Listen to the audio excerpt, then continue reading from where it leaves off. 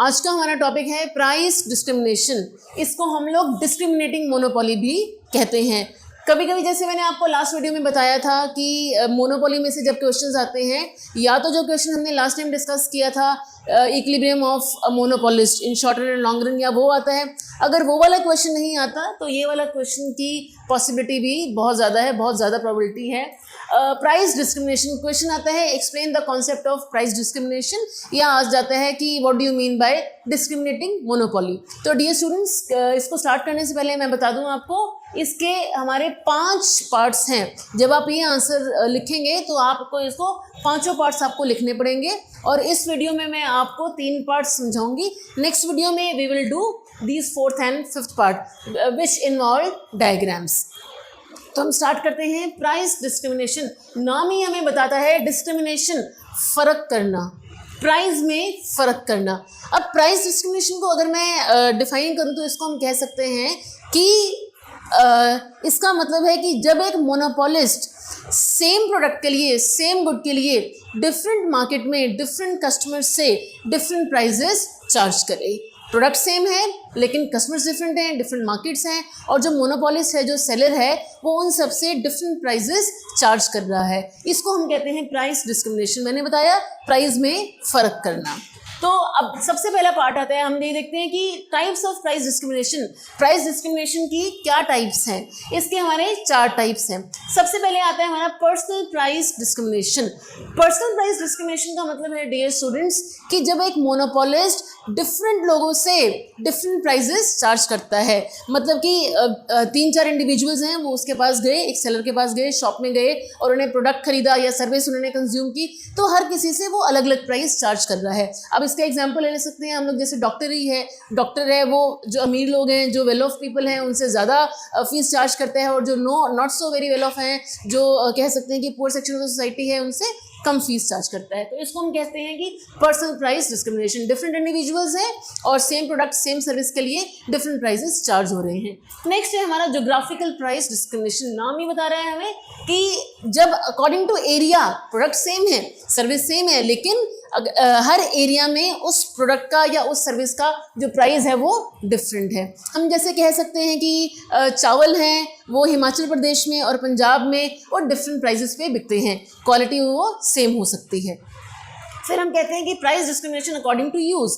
Use कौन कर रहा है उस प्रोडक्ट को, उस सर्विस को यूज़ कौन कर रहा है, उसके हिसाब से जो मोनोपोलिस्ट है, जो सेलर है, वो प्राइजेस चार्ज करता है, डिफरेंट प्राइजेस चार्ज करता है। हम लोग एग्जांपल ले सकते हैं इसका, जैसे इलेक्ट्रिसिटी है। अगर एग्रीकल्चर पर्पज़ के लिए इलेक्ट्रिसिटी यूज़ होती है तो पर यूनिट कम चार्ज होता है as compare to domestic use. जब हम लोग यूज़ करते हैं, डोमेस्टिक में यूज़ किया जाता है इलेक्ट्रिसिटी, तो वो हाई रेट पे चार्ज होती है as compare to agricultural sector. और नेक्स्ट है हमारा लास्ट है 4th टाइप है अकॉर्डिंग टू टाइम। कब यूज़ कर रहे हैं वो जो प्रोडक्ट है, वो जो सर्विस है, वो कब इस्तेमाल हो रहा है, उसको हम कहते हैं price discrimination according to time. बहुत टाइम पहले की बात है, जब मोबाइल्स वगैरह नहीं आए थे, तो जब लोगों ने ISD कॉल या STD कॉल्स करनी होती थी तो रात को 11 बजे के बाद जो कॉल रेट था वो 1/4 हो जाता था। तो टाइम के हिसाब से भी प्राइजेस डिफरेंट चार्ज होते हैं। अब आजकल भी आप देख रहे होंगे कि एक आता है, मतलब इंटरनेट का कार्ड आता है कि रात को 11 बजे से सुबह 6 बजे तक जो है अनलिमिटेड डेटा है। या पहले बहुत पहले आता था वोडाफोन का 20 रुपीज़ का कार्ड आता था, रात को 10 बजे से सुबह 6 बजे तक 100 मिनट्स मिलते थे, बात कर सकते थे। तो वो टाइम के हिसाब से होता है कि प्राइस डिस्क्रिमिनेशन है हमारा अकॉर्डिंग टू टाइम। नेक्स्ट है हमारा डिग्रीज ऑफ प्राइस डिस्क्रिमिनेशन। इसकी डिग्रीज हैं, ये सेकंड पार्ट है हमारा। 3 डिग्रीज हैं। We can see there are 3 types of degrees. पहला है डिस्क्रिमिनेशन ऑफ फर्स्ट डिग्री।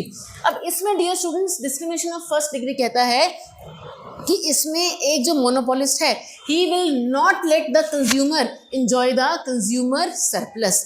इसका मतलब ये है कि वो ये देखता है मोनोपोलिस्ट कि जो कंज्यूमर है उसकी एबिलिटी टू पे क्या है, वो कितना खर्च कर सकता है, कितना खर्च करना चाहता है, वो उसके अकॉर्डिंग उससे सारा कुछ ही चार्ज कर लेता है, उससे सारा कुछ एक्सट्रैक्ट कर लेता है, मैं कहूँगी, तो उसी के हिसाब से ही चार्ज करता है।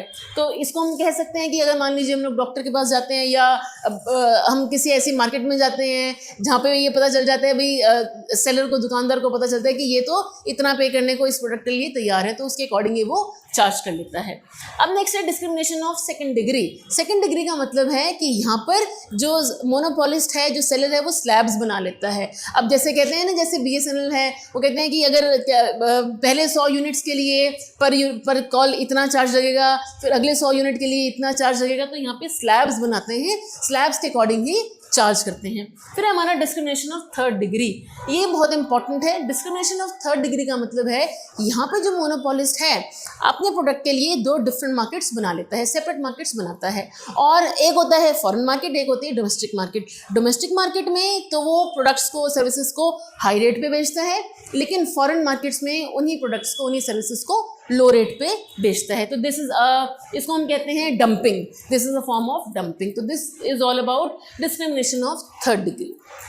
Next we move on to essential conditions of price discrimination. ये स्टूडेंट्स नोट करें आप, ये जो पार्ट्स हैं, ये डिफरेंट पार्ट्स हैं, ये 2 मार्क्स में भी आ सकते हैं, शॉर्ट नोट्स में भी आ सकते हैं ये। नेक्स्ट है हमारा एसेंशियल कंडीशंस थर्ड।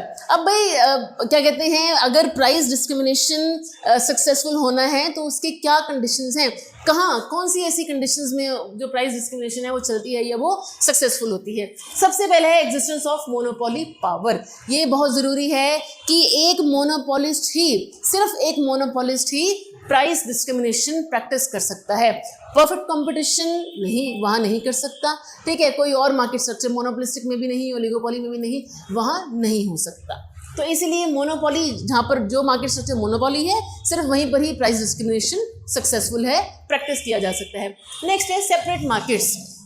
बहुत ज़रूरी है, मार्केट सेपरेट होनी चाहिए, 2 अलग अलग मार्केट्स होनी चाहिए, अलग अलग कंज्यूमर्स होने चाहिए, तभी जो है प्राइस डिस्क्रिमिनेशन पॉसिबल है। मोनोपोलिस्ट अलग अलग prices, same product same service के लिए तभी चार्ज कर सकता है। नेक्स्ट इंपॉर्टेंट चीज़ है difference in elasticity of demand. बहुत ज़रूरी है कि जहाँ पर बेच रहे हैं प्रोडक्ट्स या सर्विसेज, वहाँ पे जो इलास्टिसिटी है डिमांड की, वो डिफरेंट होनी चाहिए, वो सेम नहीं होनी चाहिए। फॉर एग्जांपल, जैसे अगर मान लीजिए 2 मार्केट्स हैं, ए और बी, एक मार्केट में इलास्टिसिटी कम है, वहाँ पर सेलर ज़्यादा प्राइस पे बेच सकता है, और जहाँ पे रिलेटिवली हाई है इलास्टिसिटी, वहाँ पर वो हाई प्राइसेस पे नहीं बेच सकता, क्योंकि कस्टमर्स जो है वो नहीं खरीदेंगे, they can postpone their purchase. और लास्ट है हमारा नो पॉसिबिलिटी ऑफ रीसेल। ये बहुत ज़रूरी है, ध्यान देने लायक बात है कि ऐसा नहीं होना चाहिए कि कस्टमर एक मार्केट से खरीद के, जहाँ पर कम प्राइस पे बिक रहा है सामान या प्रोडक्ट्स या सर्विसेज, वहाँ से खरीद के दूसरी मार्केट में बेच दे। मार्केट्स जो हैं वो एक दूसरे के फेमिलियर नहीं होने चाहिए, कंज्यूमर्स एक दूसरे के फेमिलियर नहीं होने चाहिए। अगर ये चारों कंडीशंस हैं, only then price discrimination is successful और कैन बी प्रैक्टिस्ड। और ये जो 4th और 5th पार्ट है, इक्विलिब्रियम और price and output determination in discriminating monopoly and dumping, ये मैं आपको नेक्स्ट वीडियो में एक्सप्लेन करूंगी। बाकी ये तीनों parts I hope they are clear. कोई प्रॉब्लम है, you can ask me in comment section and I will definitely try to clear your doubts. Thank you so much.